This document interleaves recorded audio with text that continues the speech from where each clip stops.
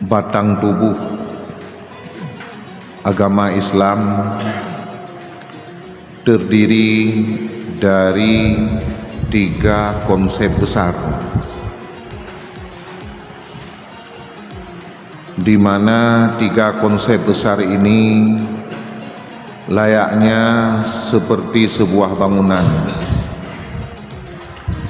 Yang pertama yaitu iman, yang kedua Islam, dan yang ketiga ihsan. Iman dalam arti keyakinan yang kokoh, membenarkan dalam hati, kemudian diucapkan oleh lisan dan dikerjakan dengan amal perbuatan.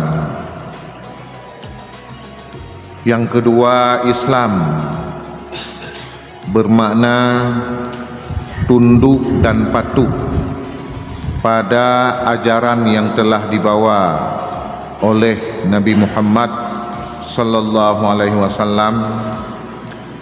Ajaran tersebut dijadikan sebagai pedoman hidup yang sempurna, sikap untuk berbuat dan beramal juga sebagai manifestasi iman dalam bentuk amal perbuatan. Sementara ihsan adalah konsep kesempurnaan dalam berbuat baik, upaya untuk mendekatkan diri kepada Allah Subhanahu wa taala dengan melakukan segala sesuatu dengan sebaik-baiknya.